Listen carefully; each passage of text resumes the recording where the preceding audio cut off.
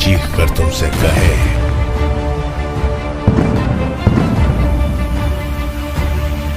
कि तुम बुरी तरह हार चुके हो। कौन है जिम्मी बर्ग? आज हम आपको एक ऐसे मॉबस्टर के बारे में बताएंगे जिसने अपने शातिर दिमाग से न जाने कितनी क्रिमिनल एक्टिविटीज को अंजाम दिया है, जिसने एक ही बार में $6 मिलियन को अपने नाम कर लिया था। हम बात कर रहे हैं मास्टरमाइंड जिम्मी बर्ग की। ये दिन का समय था, इसलिए उन्होंने प्लान किया था कि अंदर जो भी मिलेगा वो उसे हाईजैक कर लेंगे। वो सभी मिलकर बोल्ट कटर की सहायता से गेट को खोलते हैं। उनमें से कुछ लोग सीढ़ियों से ऊपर चले जाते हैं। जिम्मी बर्ग टर्मिनल की पार्किंग में एक वैन लेकर खड़ा था। जैसे ही उसके गैंग के आदमी टर्मिनल के अंदर घुसते हैं, वहां का सीनियर कार्गो एजेंट उनके सामने आ जाता है।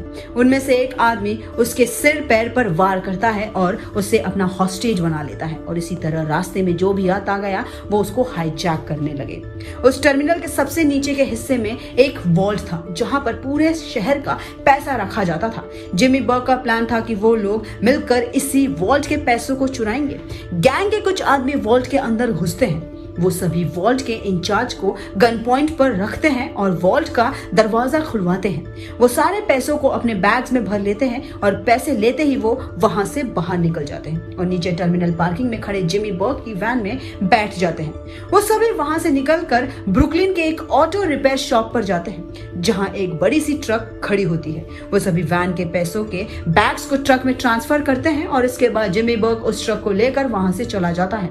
उन्होंने मिलकर $24,000 की चोरी की और अपने काम के हिसाब से सारे पैसे आपस में बांट लिए। पुलिस कभी उन्हें पकड़ ही नहीं पाई, लेकिन इसके बाद भी जिम्मी बर्ग नहीं रुका।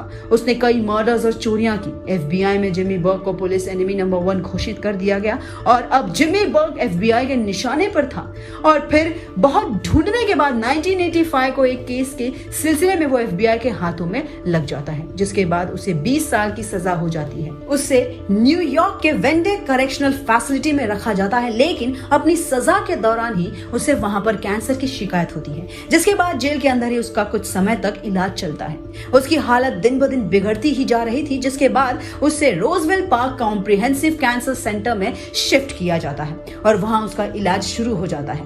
लेकिन 13 अप्रैल 1996 को इलाज के दौरान ही उसकी मौत हो जाती है। जिम्मी बर्ग ने अपने क्रिमिनल करियर में बहुत से अपराध किए। उसने चोरी, डकैती, लूटपाट, रॉबरी, मर्डर जैसे अपराध करके एफबीआई की नाक में दम कर दिया था। वो किसी भी हाल में जिम्मी बर्ग को अरेस्ट करना चाहती थी। यूं तो उसने अपनी जिंदगी में कई अपराध की, लेकिन उसके लुफ्थांजा हाइस्ट की वजह से आज भी लोग उसे याद करते हैं। उसने इस चोरी में एग्जैक्टली कितने $1 मिलियन की चोरी की थी, इसका आज तक अंदाजा नहीं लग पाया गया।